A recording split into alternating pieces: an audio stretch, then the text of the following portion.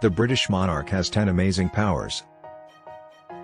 For travel, Queen Elizabeth II does not require a passport. Since 1952, Queen Elizabeth II has ruled the Commonwealth, making her the queen with the longest reign in British history. During her reign as Queen of the United Kingdom and the Commonwealth, the world has unquestionably altered. While in power during World War II, she presided over the transition to the metric system and the British pound, as well as the nearly threefold growth in global population. We all know about Queen Elizabeth II's wonderful deeds, but many people still think of her as little more than a symbolic leader. The Queen of England holds the following 10 royal prerogatives. Queen Elizabeth II doesn't need a British passport to travel abroad. The Prince of Wales and other members of the royal family still need passports to travel abroad.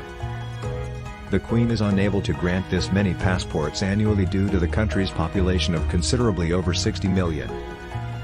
To resolve this problem, she has numerous ministries trying to issue all passports on her behalf. The Queen had nearly 300 travels abroad, visiting over 120 different nations. She is undoubtedly making the most of the fact that she is the only person in England who can travel without a passport. British driver's licenses are likewise issued in her name exclusively, just as passports. Although she is now frequently driven around by particular members of her royal staff, it is still normal for her to drive on her own private property or locate a pleasant location to walk her corgis. Queen Elizabeth II must maintain her impartiality in all political matters as head of state. After a general election or a resignation, the Prime Minister is chosen by the Queen.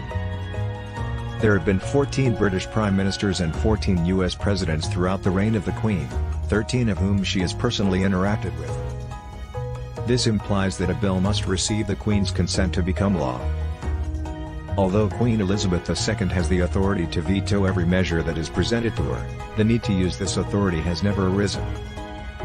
The last time this authority was really exercised was in 1708, when Queen Anne refused to endorse a bill to reinstate the Scottish militia.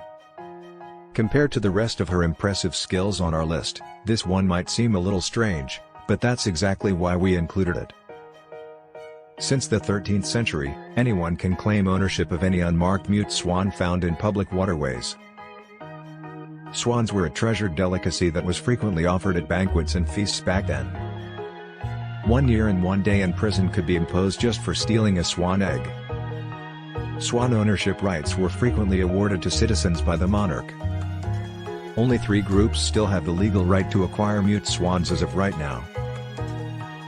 Ownership rights were awarded to Abbotsbury Swanery as early as the 13th century.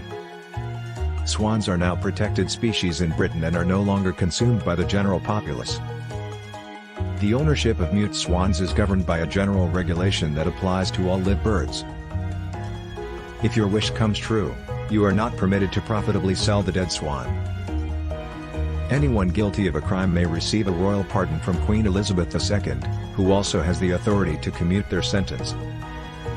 Having said that, in 2001, the Queen exercised her authority to commute the sentences of 2 prisoners in HMP Prescott, a prison in the south of Wales, when they intervened to save a worker working there from a wild-boar assault.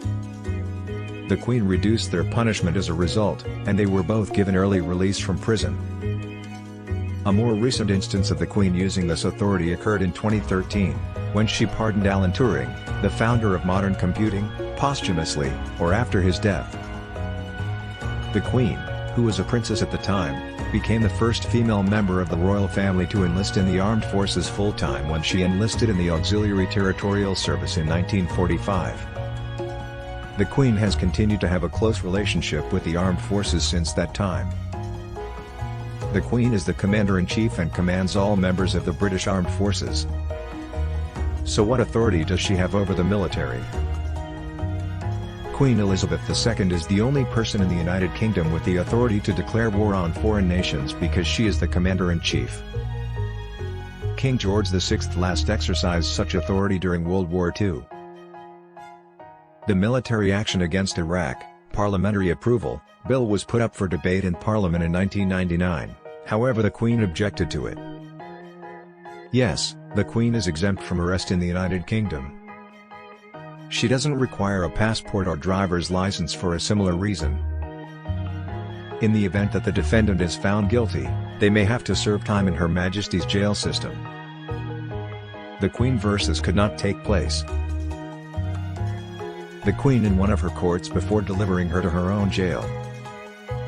Though not nearly a power, this merits attention anyway. The second Saturday in June is devoted to commemorating the birthday of Queen Elizabeth II. Together with other members of the royal family, she observes her formal birthday at the Trooping the Colour Parade. Since far over 250 years ago, this parade has commemorated the official birthday of the British sovereign,